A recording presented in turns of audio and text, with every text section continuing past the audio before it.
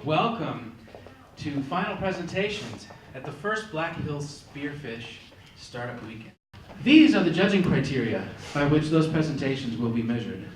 There are 3 buckets, and they're weighed equally. The first is customer validation. This has everything to do with empathy. Do you understand who your customers are? Who are they? What are their real needs? And are you meeting their needs in a reasonable, feasible way? Can you provide the value you've proposed in a way that they can use it and at a price that they can afford? The second bucket is execution and design. Did you work well as a team? Do you have a prototype? Paper models would be okay. Do you have an MVP? An MVP in this context stands for a minimum viable product.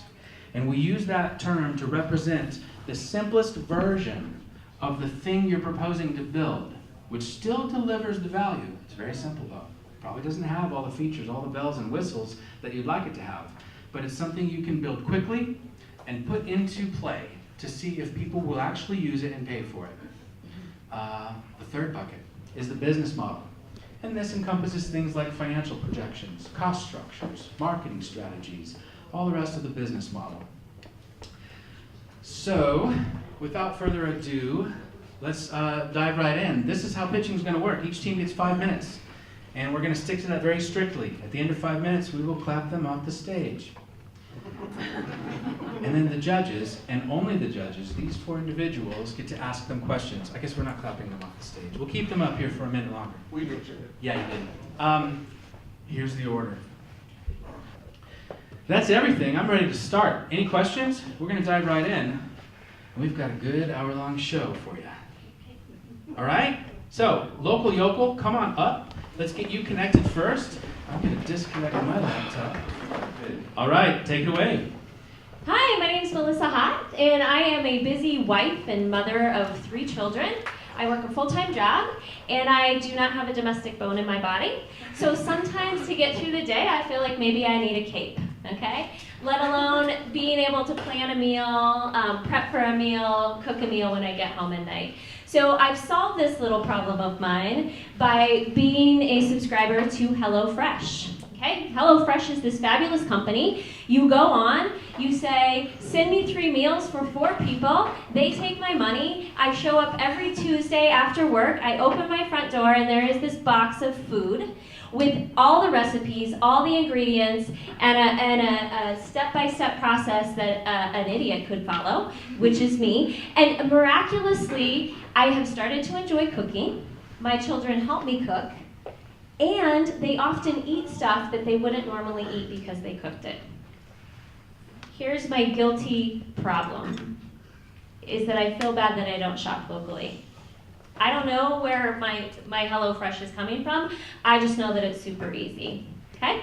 So, into the picture, Local Yokel, all right? Local Yokel is a company that brings all the same conveniences of a HelloFresh, but with all of locally sourced foods. So in this weekend, we have had these 2 amazing tech people, which I don't understand anything about either, who have developed a functioning website, okay? And also an app, and you can scroll through the app if you'd like to. There's a phone sitting with the app on it right there. And what we've done through our customer validation is what we found is that $200 is spent by Spearfish families every week on groceries. So we've used that information to build our meal plans. So customers go on, they pick the meal plan that they want to use, that comes to them weekly. Okay? All right. Technical difficulty. Okay. So the next thing we need to know is will people participate? Okay? And what we found, we went out and surveyed people. We found that 70% of the people that we went out and talked to, both face-to-face and online interviews, said yes, we would buy this product because we know it's local, we know where it's coming from, and it sounds super convenient if it's at the right price. Okay? 100% of the farmers, growers, local producers that we talked to said, yes, we want to be part of this. You can also find some of them have been added to the app. You can look at that. And there's limited competition in this area. Nobody else is doing this, okay? financial projections, we worked with our mentor, and what we found is that we could actually optimize our costs, our startup costs. So, and in the end, we could do a 30% profit margin, and also donate $2 from each box that's sold to our local food pantry. So I'm going to let Johnny talk numbers. So there are 2,871 married couples in Spearfish, South Dakota. We've established an outreach goal through various forms of social media marketing, word of mouth, and various other forms of marketing to reach 70% of that married couple population. Now, with a goal of a 20% conversion rate, we can reach around $1.9 million in gross annual sales after our first year, which would be about 400 customers. Now, if we obtain 5 new customers a month for the next 2 years, after 3 years of operation, we can reach a goal of just over $2.5 million in gross annual sales. Thank you, Johnny. All right, so hopefully you can see that we're super excited about the prospect of Local Yoko. It's fresh, local, simple, and we like to bring it to your local table.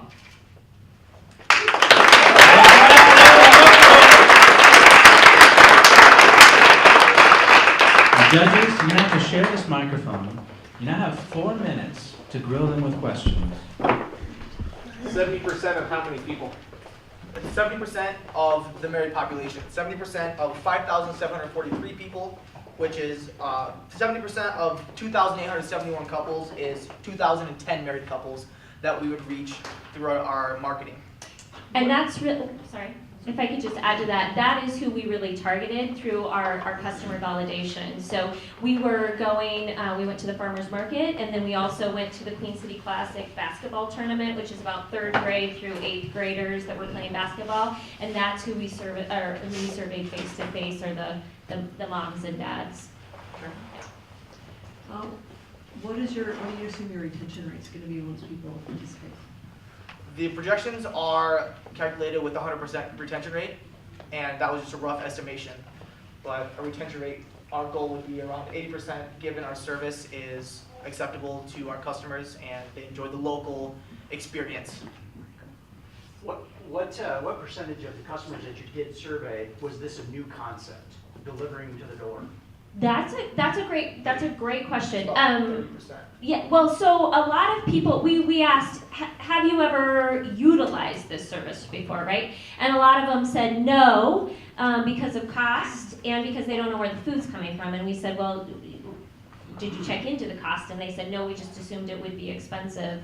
And so it was 30%? Wasn't it? 30% of people had even utilized it. So a lot of people had heard about it, but not utilized the service. So then the next question is, would you utilize Local Yokel where you knew where it was coming from? And that's where the 70% said, yeah, I would definitely use Local Yokel. Were they able to understand the idea behind that questioning, deliver a recipe to your door with the units? I mean, was that understandable by the vast majority of who you talked to? There was one online survey that said, yeah, I get pizza from Pizza Hut. Okay. But aside from that one answer, I feel like, especially in our face-to-face interviews, they were fully. The customer education. Can I continue with that question, Melissa? So from those surveys that we got, there's very few responses that were in the area of, yeah, we deliver pizza. But we found that only about 25% had not heard of any of these. Because one of the questions asked, have you heard of any of these services, which are a lot of the national chain meal kit delivery services. And a good around 70% to 75% have heard of the 4 main food delivery services. So they understand the concept that we are trying to convey. From a marketing standpoint, how are you hoping to achieve 20% conversion? We're hoping to achieve 20% conversion. Our main platform of social media right now is social media marketing. Social media marketing and having some promotional events that encourage people to share the idea, and having share marketing. So we have promotions where if you share this idea and you have referrals, we'll give you a slight discount on your product, and we plan on spreading the news and our idea through that medium. And also through our partnerships, so we're planning on partnering with a bunch of businesses, some of the local restaurants, local farmers and growers, so that'll be a huge part of our marketing through word of mouth and just those kinds of things. I feel like our target population, word of mouth, is going to be a huge marketing tool as well. The most significant challenge I see to your proposal, especially the long term, is the amount of supply. I'm sure all the suppliers that you spoke to said there are not enough farmers currently to supply the current demand. So adding a whole new market with a very limited customer base who are already very passionate about the farmers they work with, how do you see making that market share? That's time. Give it up for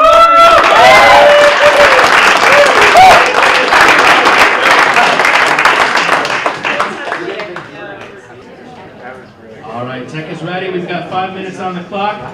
Everyone, welcome to the stage, Hound Dog. Hound Dog.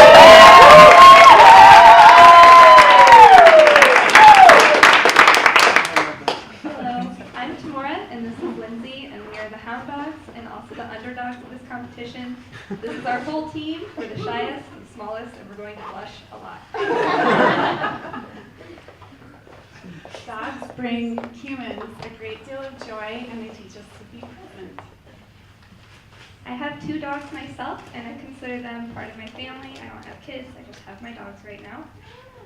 I like to take them hiking and walking a lot. It's our main activity. And the one thing that we always struggle with is trying to get them enough water while we're hiking. So the thing that we came up with over this weekend is we're going to make a backpack that functions like a camelback for humans, but for dogs, so they can get their own water as much as they want whenever they need to. And we're calling it the Hound Dog Pack, so it enables dogs to get their own water. And this is the brand identity that we've come up with so far.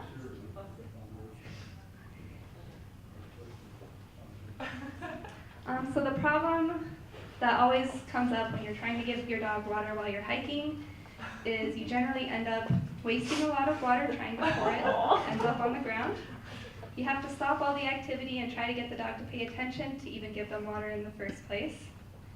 And a lot of times you end up carrying the water for your dogs as well as your own, so you have an extra burden on your own back, which isn't exactly fun. Our solution will eliminate all of these struggles because it provides a method for the dog to have water independently, independent water intake. It will provide uninterrupted activity and a worry-free experience for humans and dogs, and the dog will carry its own stuff. So this is the product that we came up with over this weekend. The real important part of this that makes it different from anything else that's on the market, backpacks where they do carry their own water, is this device that we came up with, which is totally custom, that allows them to drink for themselves. It takes into account how dogs naturally drink water, which is where the bowl comes into play. So this is a really rough prototype. We have some ideas for going forward. We went through a few versions even to get to this point, but we're really excited about where we're going. So. The target audience is people who are active, young professionals who are active, and seniors, and not hunters or families. We talked to about 15 people in person, people who have dogs or have had dogs and like to do activities with them. And we also did a survey, and we got about 12 responses so far of people who have dogs asking them about this problem. So some of the other demographics of our audience that we identified through the survey specifically is that the income level we're kind of going for is between 30 to 50 or above. And the age range of people seems to be concentrated in 30 to about 50 years old, but also people from 20 to 30. So the market for pet products is obviously huge, and it always just continues to grow. Last year alone, people spent $66.75 billion on their pets. There's 90 million dogs just in America who might need a Hound Dog Pack. Our business plan includes a development phase with some trials where we would test this and improve upon this product that we've begun to build. And we have a year 1 and year 2 profit loss analysis, and then in year 3 we will be making a profit.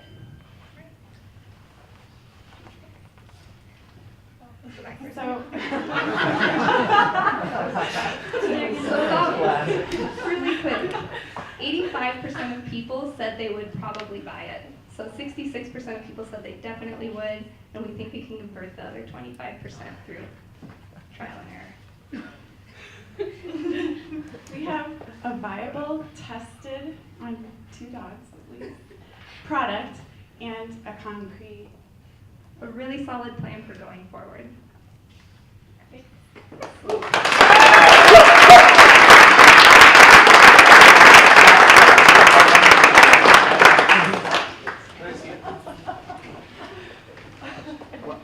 First question, why your differentiation between hiking and hunting dogs? We spoke to a few hunters who said that was part of our customer discovery, and they didn't think that would be very useful because for hunting, a lot of times they'll be in one place and have a big water bowl for the dog.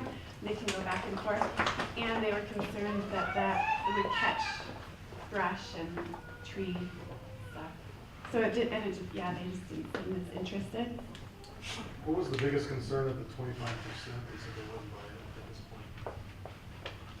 I think that goes back to like families and hunters, families especially that we talked to said that they just, you know, their focus is on their kids, they don't have the budget to spend on dog gear. This is probably going to be priced at about $99, which is a little steep if you have kids, I guess. So a lot of families said they maybe used to, that might be a product they would have had in the past, but not now that they have kids. It's just not a priority. What about different size dogs? You have tiny dogs and giant dogs. How would you accommodate that? We would deal with that in the development phase where we go fix this with different sizes. So the drinking mechanism could be used with different size bladders. Right. Then- We will probably also end up scaling the device for drinking too for different sizes because Chihuahuas obviously wouldn't even need something that big, I would imagine. When we developed the prototype, we found a hamster feeding tube and the little ball at the bottom, and that would be a better device for that. That's an actual human one. It's for dogs, That actually. would, oh, is it? Yeah. Oh, well, now it's a box. But anyway, that would need to be adjusted quite a And is there anything like this for sale right now? Like in Petco, for example, or something like this? There's backpacks where they can carry their own water. Like just a bag that you put a water bottle in, or is it Right. a bladder? I think they're water bottles. They're not super flexible like that. There's also a backpack with a hose, kind of like a camelback hose, but it attaches to the back and you have to take it off and still give the dog water in a bowl or whatever. So this is the only thing where they can get it themselves. Okay. When we thought about how, because if you have the camelback, it's hard to get that into the dog's mouth. Mhm. This takes into account the way that dogs drink water. How did you arrive at the price point? And is there a way to possibly whittle away at all? We arrived at the price point because the bags that just carry the water, the ones that are kind of rugged and meant for outdoors and hiking and stuff, they're priced at like $70, $75. We figured this is pretty unique and would go up a little bit. And the people that we surveyed, I think it was like 40% of them said that they would definitely pay between $75 and $100. So we just priced it up. How do you estimate the R&D costs? Did you actually attempt that? Research and development. The development costs. We talked to Darcy, one of the mentors today. He gave us a lot of insight about how much that costs. It's an estimate, and he said probably about $30,000. Yeah. And that includes getting the patent and going through all of the development costs. So The trial. a few prototypes and beta testing. Probably last question. Where would you focus your marketing initially? We have a Facebook page already that has 54 likes. Online. I don't have any likes, that's pretty good. But we'd have to develop that in the development phase. Is this this something you see could go to be sold to a big box store? Oh, it's too late!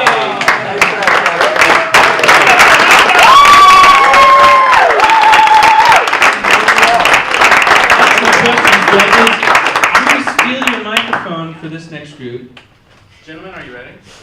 Give it up for eco-conversion! Recycling is one of the biggest consumer staples in communities around the world today. It defines what the community is, who they are, and what they would like to be. I'm Gavin Brookwalker. I'm Greg Charlson. And we are Eco-Conversion. With the environmental problems of trash that are produced in the United States, roughly about 30 pounds a week are contributed by families, and quite a bit of trash per year. Just Spearfish alone contributes about 60,000 pounds of trash to the landfills every year. So in validating consumers yesterday at coffee shops, Queen City, everywhere, we went everywhere. We had over 41 consumers talk to us about recycling. So the biggest pain points for them were convenient location, time, how much time it took them for to recycle, and of course it was too expensive because it costs to recycle in Spearfish. So what we did is we created our product, Eco-Conversion. It's an incinerator, and so we brought it to them. Instead of them coming to the recycling source, a recycling can, we brought it to them. Of course, our benefits include saving money, boosting equity in the community, and an eco-friendly long-term. Also creates a good opportunity for people to feel good about helping the earth. It creates an opportunity to reduce space for recycling, no more landfills, and recreate a cheaper alternative with the refuse that comes from incinerating the waste, which can be reused as a building component. So when validating these 41 consumers that we had, we pounded questions. We had so many questions that they were so sensitive about that they actually opened up to us. It was amazing. Demographically, it was on a one-to-one basis. We can't really ask for their age because we didn't want to make them feel uncomfortable. So we had to validate our consumer product. And in this way, we had to pivot. We had to move. We had to change our product to meet a certain path and follow that path. So what we found out, instead of selling you, the incinerator, we would sell a group of people, the incinerator, homeowner associations, and other pocket neighborhoods. So this is a very rough model. What you can see, that gray long slab is the ground level. Everything that we were going to build is under the ground. So our process, fire and trash makes a brick. How does this happen? You're going to find out. So on the right side, you can see that long container. That's where the engine, the motor, and the fuel sources would go for an oxy-hydrogen fuel source burning element. That big brick box, that's the incinerator. On the left side, a slurry would come out, solidify on a piece of rebar or a piece of metal. You'd be able to pull it out like a popsicle form, chop it off, and you would have a recyclable, usable building component. This product will be, you can either form it into a brick, you can grind it and put it in as Portland cement mix, as an additive cement like Greg's company. It's going to involve community involvement. It's going to bring innovation. It's going to bring architecture, new ideas to the community, and of course, jobs. And because we have the ability now to burn things at 6,000 degrees, which is not a new technology, we have the ability to create clean burning, which also creates a slurry to be able to, like I said, create a use of materials for whatever raw material we can use for a building product. It's been used in Europe for roughly about 40 or 50 years. So our channels, right now it would be on a one-to-one basis. We need consumer feedback and we need the customers to be with us in this process right away. We want to go to home show demonstrations if we were to scale up. And of course, community involvement and the demonstrations around here would be phenomenal. Saving you time, money, we're saving the world. You can see in the highlighted blue areas, this is where on Google Trends the most interest is for recycling. And when searching for this term, recycling centers near me, it is upgraded by 1,050% every day. You can see the trend line. People want to recycle, they just don't know where. Like I said, incinerating is not a new business. It's in large industrial uses in the Europe region, but we can make it a small scale to include so that everybody can use it as a resourceful material. With a good management team, we can create this to be a worldwide production. We could be a self-sufficient, diversified by creating diversified distributors around the country. We can create different models to handle all areas of the industry, from residential to commercial. As you can see, our price runs from about $3,550, which creates a margin for profit to keep on growing. With our idea comes the engineering and the plan and development and the growth to begin production. Eco-conversion is already used in other places. but it's simply new to us because it's residential. It's used in municipalities. It's used in these homeowners associations that would be able to bring a community together. Instead of being a chore to throw your garbage away, it's going to become an event. You can make something new for it. You can try new things. It's going to be interesting, inventive, and we are eco-conversion.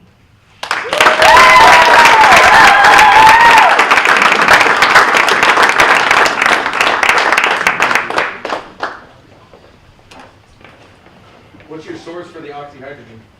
Water and electricity, Okay.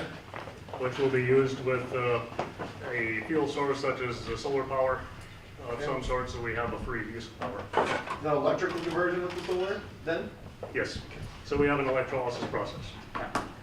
So is this would this be literally a custom installation, custom design installation? It would. Or is there a possibility for some commoditization and using of certain aspects of it? It would. When he started out, it was initially to be a project of individual homes, but for cost-effective purposes, it was better to be neighborhood, like you said, HOAs, more on a little larger scale purposes to make it economical for everybody. Could this be a precast system where you can build that off-site, say, where it's a little more affordable, more economical, and then set it like you would a tank or a vault? Yep, it will be a precast system. So I'm interested in your argument that it's more environmentally friendly. So between the power possibly by solar, but that costs more money, so get a solar system connected to 3550, that's more money, right?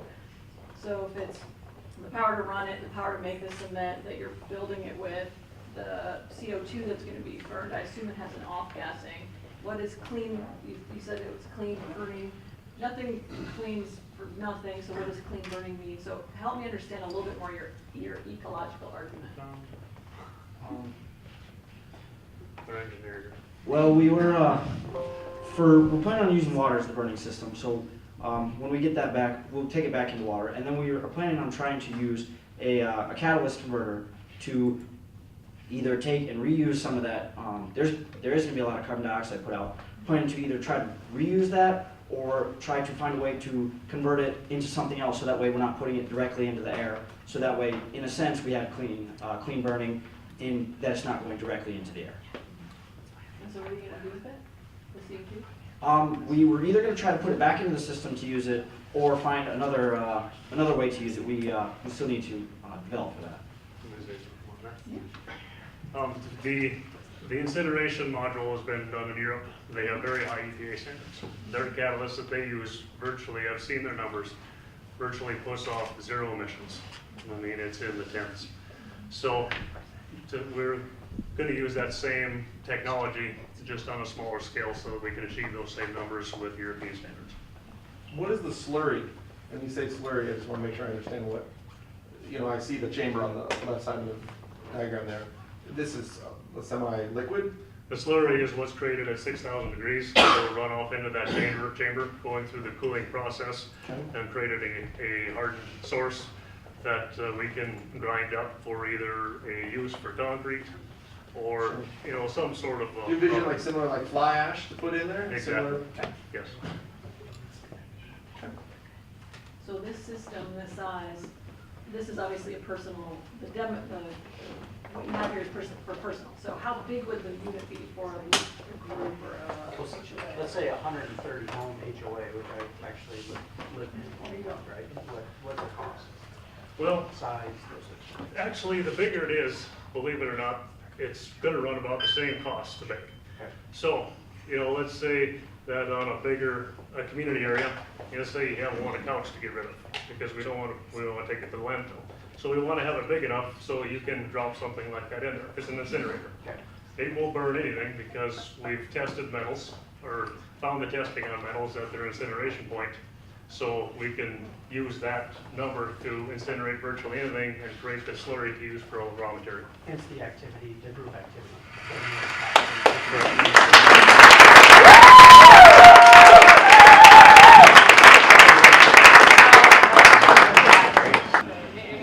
All right, we got 5 minutes on the clock.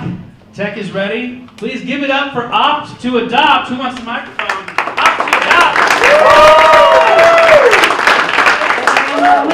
This is Kristen Bell, Stone Moman, and Bill Trevine. We are Opt to Adopt, the Match.com of adoptions. And I know that's a little bit offensive to some people, but by the time you hear the end of this, you're going to say yes. I'm going to start off with my adoption story. We actually adopted our son Stone from Romania. And I have to tell you, the amount of paperwork, literally, I have a packet that is at least this full of information, the legal requirements, the case studies, the home studies, I mean, it was really incredibly time-consuming, the cost associated with adoptions, and then you get to wait.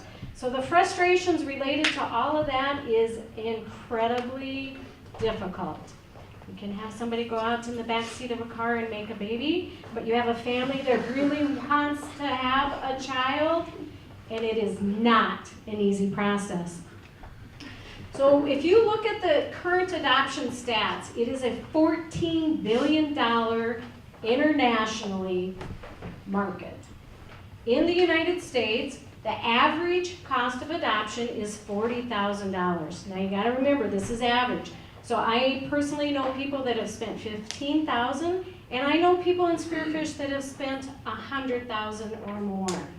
The average time it takes to be able to get that child and hold them is 2 to 7 years. And I can tell you this is very difficult, but that moment when Stone saw his dad for the first time and he said, "Daddy," it all goes away, but you never really forget it, kind of like childbirth. So that is why we decided to dedicate this weekend to developing Opt to Adopt. It's an internet platform that's designed to connect adopted families to available children without all of the excess expense and time wasting and things that are frustrating, all the bureaucracy and that sort of thing that we really don't need because of the technology that we have at our fingertips. Oh, speaking of technology, by the way, we are missing Malik tonight, who is our web designer. He did a great job, but he has a child with special needs and could not be here with us today, so we don't have a website to show you, which we had hoped for. But anyway, the way that it would function is it's basically a space to build profiles for families who are looking to adopt. We would also create kind of like a marketplace for birth mothers and that sort of thing, people who are considering giving up their children for adoption to see their options, and using computer algorithms that already exist in platforms like Pandora or Match.com or eHarmony that breaks things into subcompounds and makes matches. Our market strategy is to begin with churches. There's no cost there. It's just a natural fit for adoption. Social media as well, very little cost. Crisis pregnancy centers and university clinics and things like that where you would expect to find someone pregnant and not wishing to be pregnant. When we look at our business model and our financials, kind of the theory that we came up with, and I realize this sounds kind of crass, and we heard a lot of different comments throughout the weekend on a child as being maybe an inventory and so forth, but you got to kind of think about it from the standpoint of what we're really trying to do is create families. And so looking at a monthly fee per family, per adopted family, that they would pay. Our startup costs are actually only about $156,000. That includes website design, computers, just some general things. Our cost will be about $6,000 annually per client, and it's about a $2,000 acquisition per client. And those costs for the $6,000 include both mom and birth mom. So this is our customer validation. We talked to about 25 people. We talked to prospective mothers, people who have done the adoption process successfully, people who are in the process or considering it. And these were their main concerns: the time, the cost, the process. And when we pitched our idea to them, the response was incredibly positive. This is Opt to Adopt. It solves those things. It's affordable, it's timely, and it's smart. You guys recognize that family up there? Yes. So what makes us different? We look at a LegalZoom type of platform, templates, and we also are trying to make this Amazon-friendly process, user-friendly.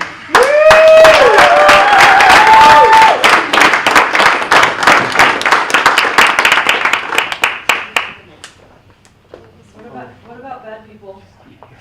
Good question. How do you vet Thank you, that? Rachel. That's where, Can I take as that far one? as when you're looking up, as far as when you're looking through our matches, you plug in the software of what you were looking for, and you wouldn't see the child's picture at all. You just see descriptions, because there might be liability issues with that as far as like people that try to stalk others.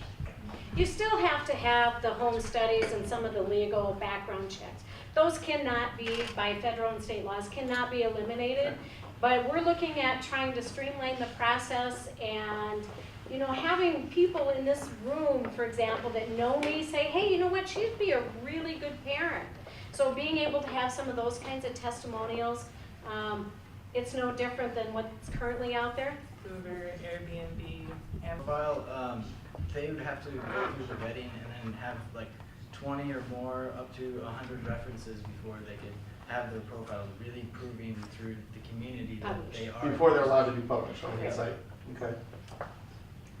I'm confused as to your difference in approach. Obviously, I don't know much about adoption in general, but if we're talking about these pretty serious barriers, eventually costs, time, etc.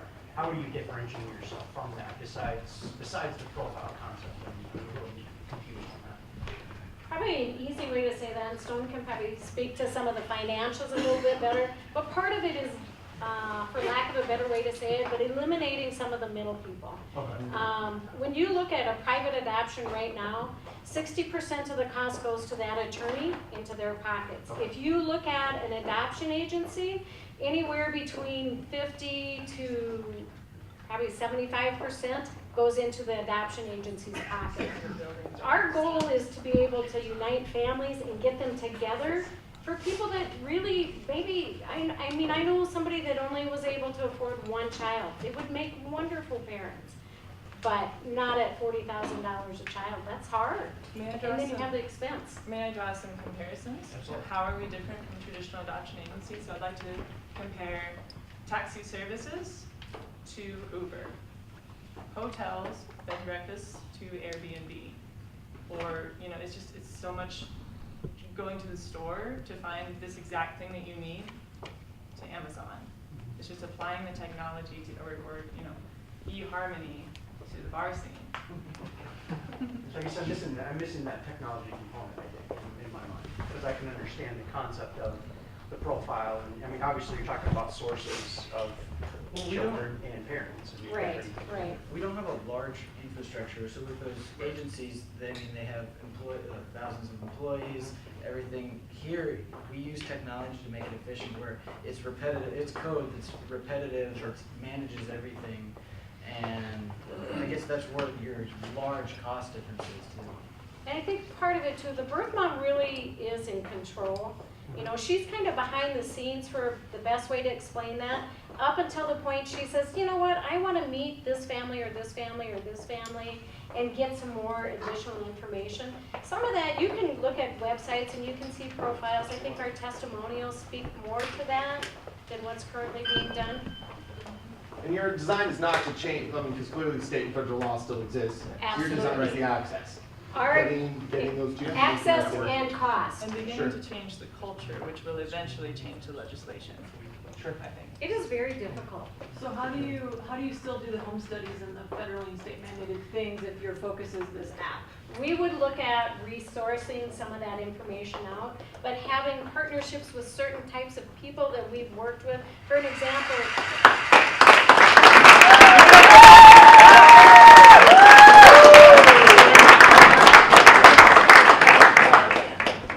Moving right along, with 5 minutes on the clock, you have a clicker, you have a microphone. Give it up for John! Let's go!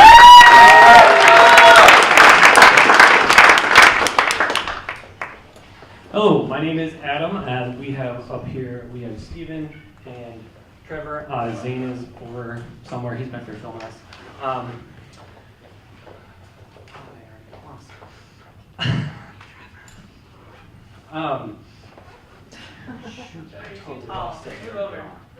We are Jaunt. What we want to do is, oh man, I lost it. I totally lost it. How many of you in this room are outdoor adventure people? Woo! Okay, 50% of Americans are actively engaged in outdoor adventures. And so what we discovered is that outdoor adventure tourism is a $263 billion industry. That 50% translates to 143 million people that complete 12.4 billion adventure outings annually. The problem that we discovered is when people travel outside of their community, they don't know where the local trails are. Of the 34 people that we interviewed, 91% said that they would hire a guide to show them the local area. And so the problem that we're going to solve is providing them with a guide to show them those things. And that's why we came up with Jaunt. Jaunt will be a user-based application that easily shows, pairs visitors to a new area with local people who can show them the trails. We are basically the Uber for adventure. Alrighty, so how we're going to attract our guides is we're going to use boots on the ground, which will probably be us at first, talking about the offer that we have for them. They can make money giving tours. We're also going to use social media to help us out, and as well as target advertising when we want to scale into bigger areas. How we're going to attract our customers is we're going to rely on our guides to help hype up our product. We're going to use search engine optimization as well as target ads and partnerships with local outdoor outfitters. Right now our competition, Airbnb, just expanded to their experiences, which means that along with the lodging, they can experience a local event or what the locals do in that area. Zozy and REI offer vacation adventure packages to destinations such as the Grand Canyon, Yosemite National Park, and many others around the world. Show Around is a new website that connects locals with tourists. They can give them an urban guide around the city and at the price that the guide wants. Local adventure guides are also going to be our direct competition here in Spearfish. Right now, as it stands, in our customer discovery surveys, we have averaged $25 per person per hour for a hike, and $45 per person per hour for any other adventure that we have to offer. So with that, our average transaction cost will be $35. You take that $35 times the 12.4 billion outings, and we have a potential to make $434 billion. Some of the challenges that we're going to face will be the cost of app development, commercial use permitting, certifications for our guides, and liability insurance to make sure that everybody involved is safe.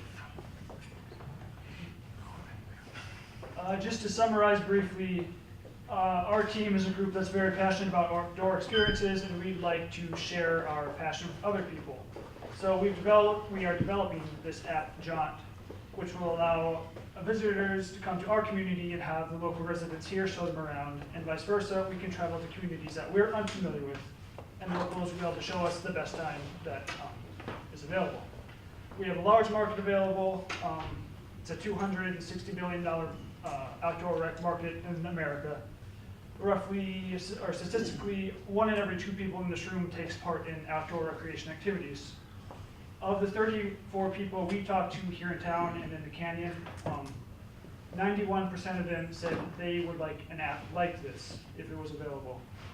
We also have a large potential to expand both geographically into other parts of the country and vertically if we incorporate more recreational activities from things like hiking and biking. Thank you.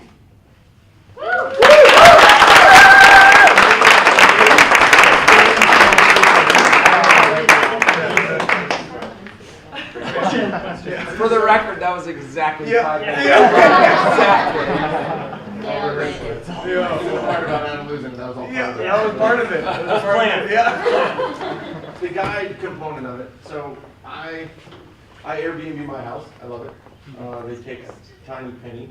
And I've hired guides in other countries, just recently Morocco, to show us around.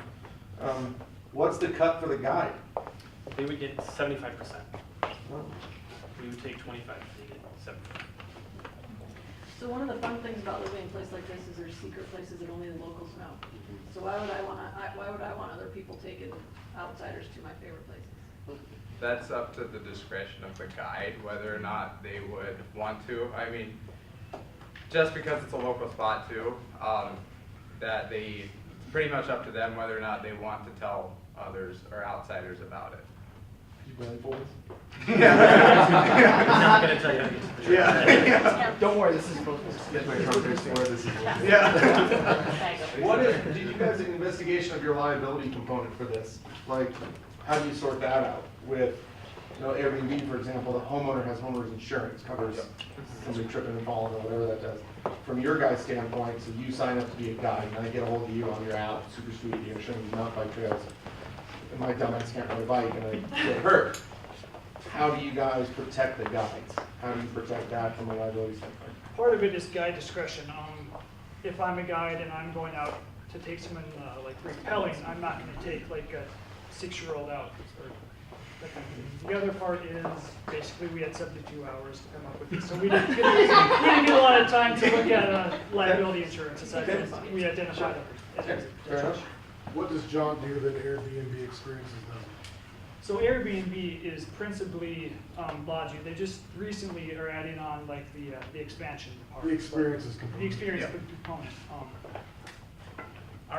That's not necessarily guaranteed with Airbnb. We are guaranteeing the experience part on demand. Yeah, so it's on demand, which Airbnb, like they'll have you book ahead. Whereas I want to go on a hike, I'm going to pull up the app. It's going to show us available guides. I can choose a bio, read a bio, and choose the guide that I want to take me on a hike. Is that how you differentiate, to Jason's point, is that how you differentiate yourself against the other competition as well? Yeah, That's kind of yes, missing. the on-demand. Yeah, on-demand. As Josie and REI, you book like months in advance or weeks in advance, and you show up at a certain time. With us, it's I want to go hiking this morning. Who's available? Did you validate? I didn't get it in the presentation. Did you validate the cost of the 34 customers that you interviewed? Yes. 100% response. And that is where we got the 25. That's how we arrived at our And that's cost. $25 And that's per excursion that's, type of cost. No, that's per hour per person. Oh, per hour. And so when you take those things into account, it's actually fairly competitive with a standard guide service like Sylvan Rocks or something similar. Because I don't know, is the per hour? Yes, for now. What about gear? Do you provide the guys have provide gear? Do they have to provide gear? How does the gear thing work? The customer provides the gear. You know, we have potentially Yeah, partner with we're- other, like RMS or something. Yeah. Yep, we're considering like partnership with RMS or. So we have to give them deals on rentals if they need. So as a woman, how are you really worried about anything? Like I worry about Uber even. And this is a one-on-one out in the middle of the woods. We are. So are you going to encourage women guides? How are you going to deal with the single woman situation? In response to like the safety issue that you're kind of bringing up, we are doing background checks and like fingerprinting. Uber already does that. Not sure if like Airbnb requires that there. The same safety things that Uber use those.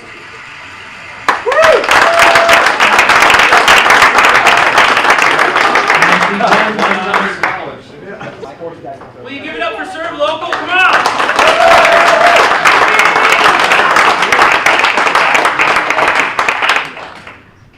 Hi, my name is Davin, and I would like to talk to you about Serve Local. First, I'd like to talk to you about Mac. Mac loves to volunteer, but he's new to the area and doesn't know his options. Actually, Mac's not alone. There's a lot of people who are new in the who have been in the area for a long time and still don't know their options.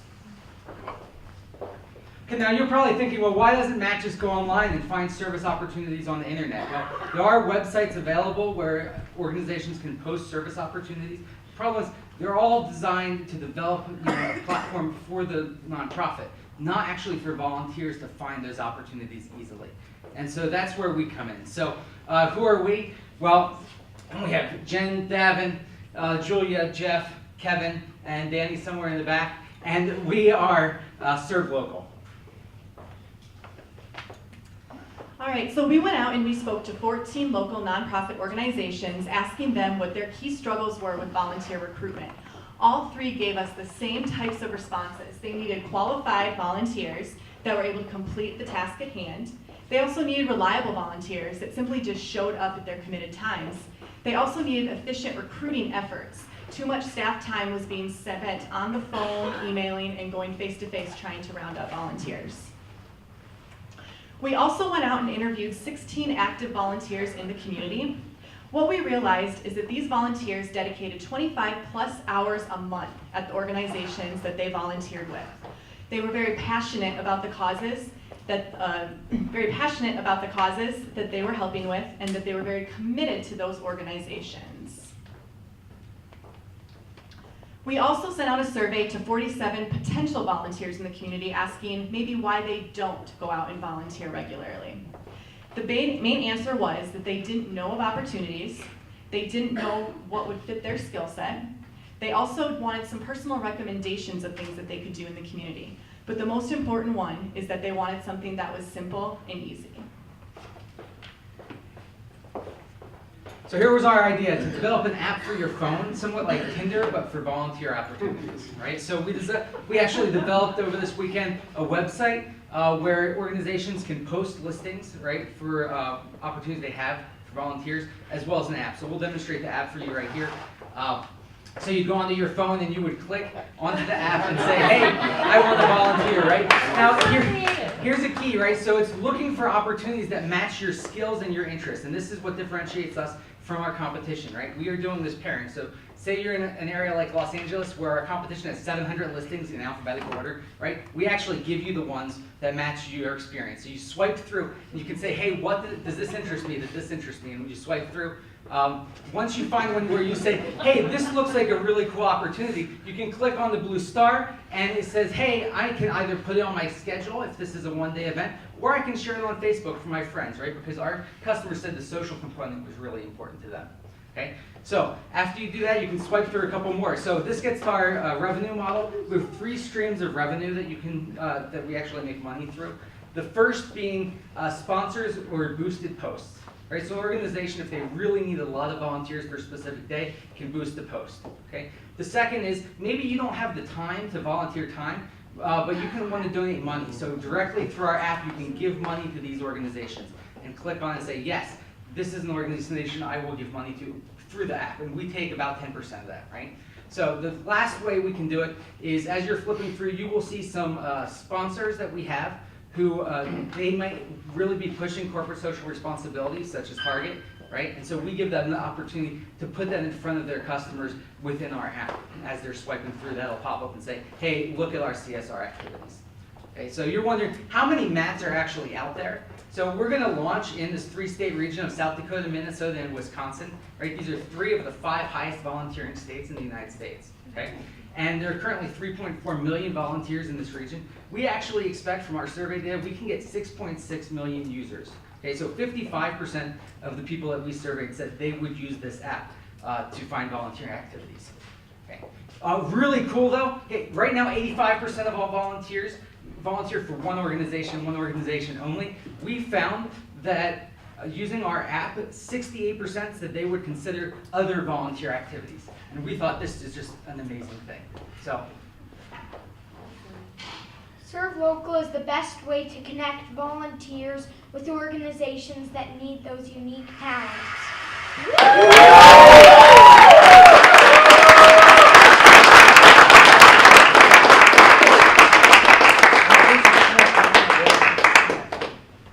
What's Matt's dog's name? Spot.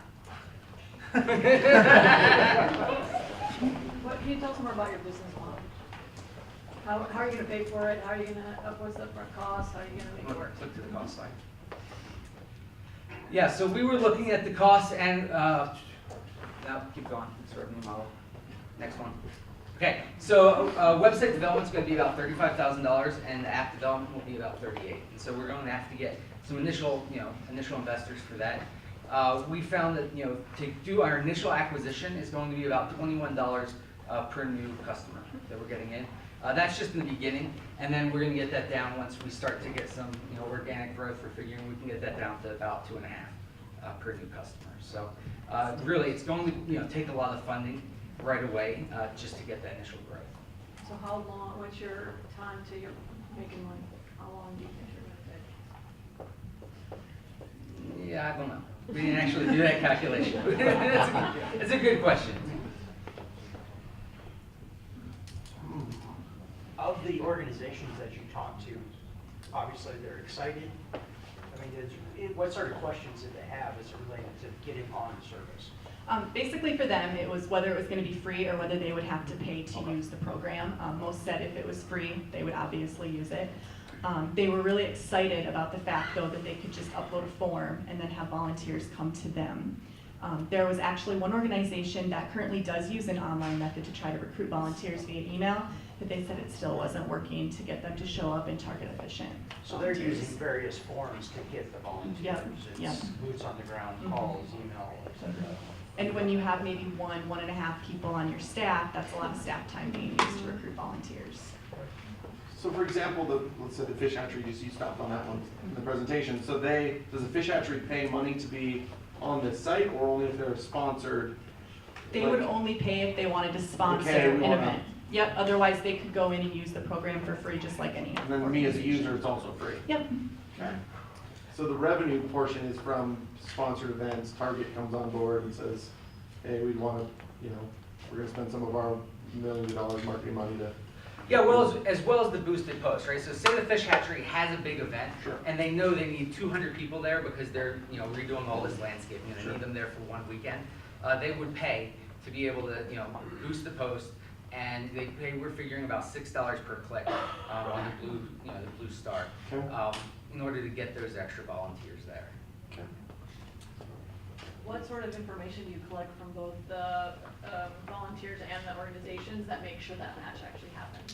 What key things do you look for? Yeah, so we actually want to keep it simple, right? So, contact information for an individual, so phone number, email address, and address physically for one of the people running the organization.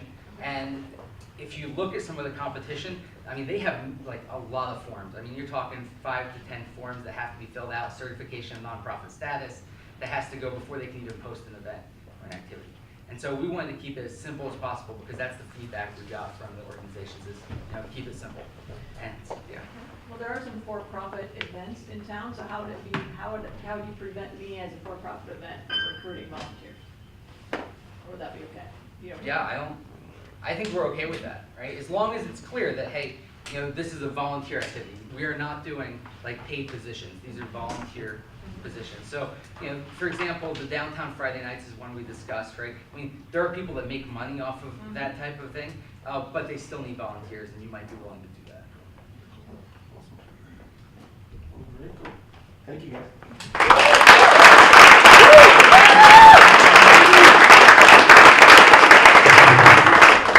Thank you, Serve Local.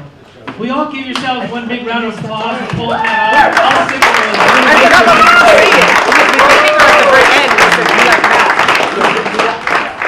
Oh my God, Jeff. I yelled at no one. Can we do the drum roll again? Startup Weekend 2019. Spearfish, Hills. Crowd favorite goes to.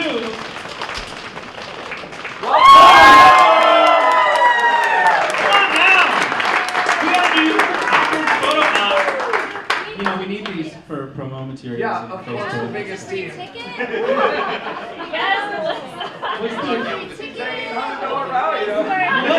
Melissa, come bring everybody up here. Let's stand under the screen. Hey Brian, do you have your phone? We need a good picture of this group. Hey, you got it? We may have started a Startup Black Hills record for the earliest registrants for Startup Weekend. Who's that?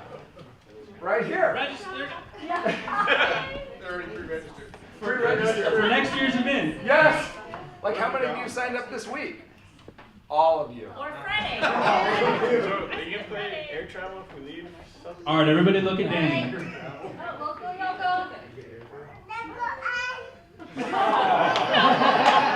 Congratulations, Local Yoko.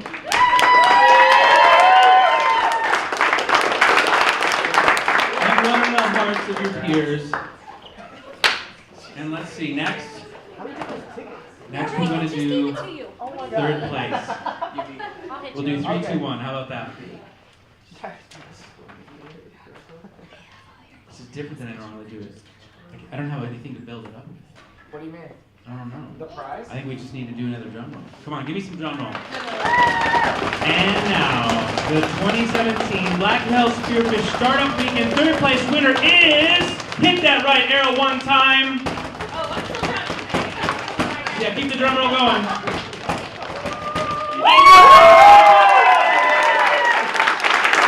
Gentlemen, come on down.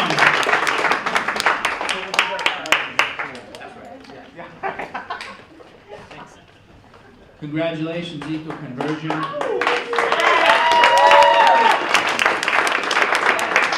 You have won an awkwardly silent photo op. That's what you have earned today.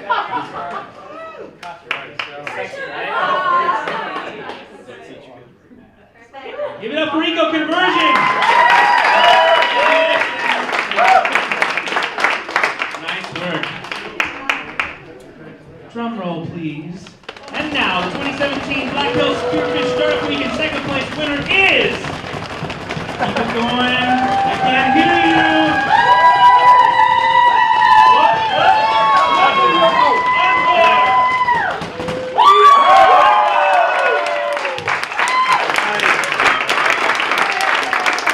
Bring your whole team down here. Come on, we need to squeeze together. Everybody get in the picture. We gotta squeeze together.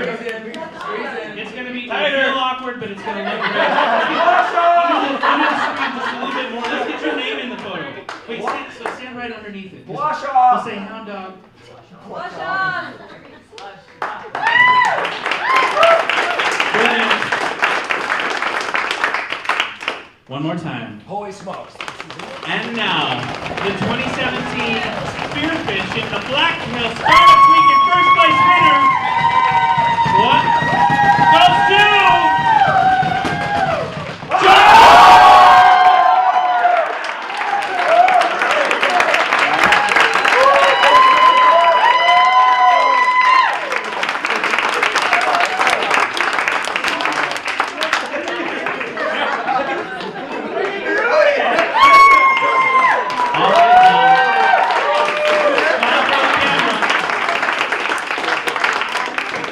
Excellent. Stand here.